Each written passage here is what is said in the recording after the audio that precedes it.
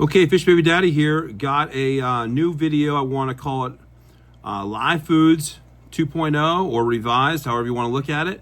I'm kind of crawling down in this little space here. I got two 5-gallon tanks with Daphnia in it. Then I have a 10-gallon tank with some Daphnia.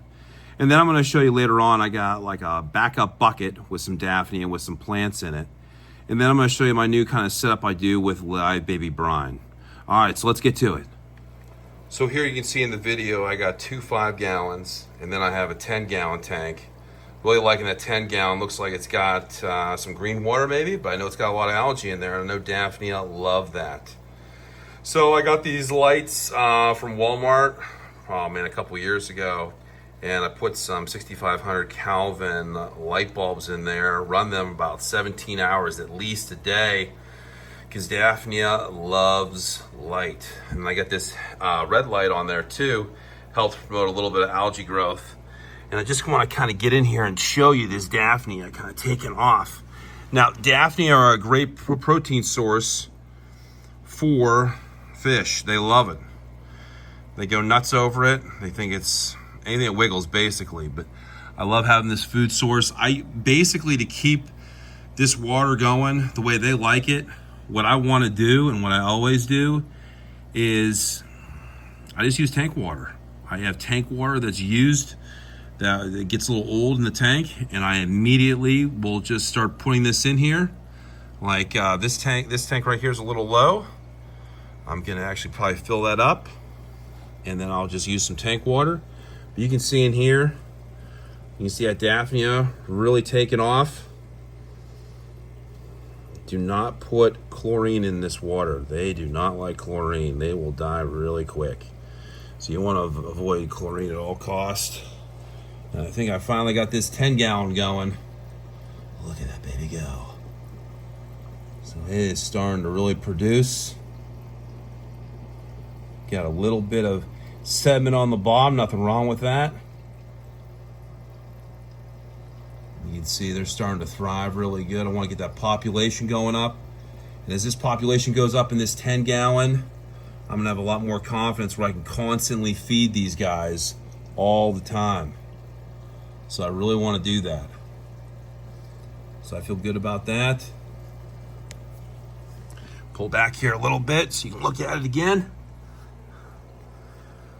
So I have a designated section here in the corner of my apartment just for my live foods with my Daphnia. Now, as a precautionary measure, just to make sure I'm able to maintain and keep that Daphnia going, I have a backup bucket. This is just a Lowe's bucket I have. It's 5 gallons. And I just put a little bit of, what you want to call it, egg crate, just sitting in here. And it's wedged in here so the light doesn't fall in. But I just have some guppy grass in there. And I have a lot of Daphnia that will grow and populate in there. And on the side, I have clipped another light. And then what I did was I got one of those baby brine things you get from Zis. And I was able to get that going here. And I have that just hanging on the back of the bucket. And because my water temperature, my apartment's probably around 75, 76, I will give it probably an extra day, just to make sure that I see that this actual container, this baby brine container is completely orange. Now, once it's orange, that gives me the green light that it's good to go. And then I'll start feeding it.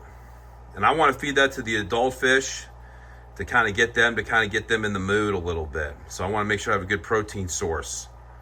And so I'm actually going to, with this container, what I'm going to do is that I'm going to actually take about 10 teaspoons of salt.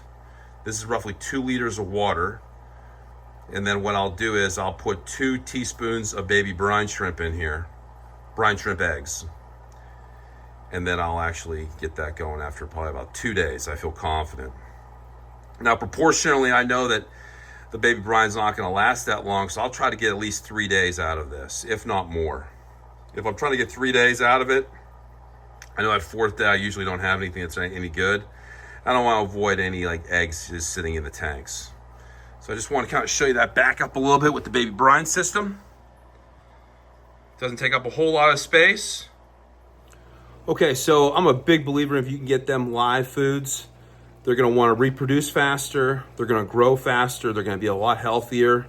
It's just a matter of trying to figure out what's the best combination to kind of get them going and keeping that live food going. And so the trick is really with the Daphnia, you're looking at old aged tank water, get them a lot of light, try to get them away from any type of chlorine because chlorine is going to kill them really fast. And you can see I have multiple backup systems because they have a tendency to overpopulate. You want to keep that population in check because if it gets too big too fast, they're going to crash. And you're going to notice that I don't have anything in here in terms of any filtration or anything. And what I'll do is I'll have a bubbler that will go on in the back of the tank just a little bit once in a while, but I don't really produce a lot of bubbles. And so the idea behind that is that just get a little bit of breaking the surface a little bit with the bubblers. But if you got too much going on, it's actually, as you can stress out the Daphnia from what I've read. Now, some people will say it does, some people say it doesn't. And so what I want to do is just do it marginally so that it doesn't really impact anything. But you can see multiple systems here in case one crashes. I always have the ability to actually have a backup. So hopefully you got something out of that. Hopefully you enjoyed it. And if you want me to do more with the live food, just let me know. Until next time, Fish Baby Daddy.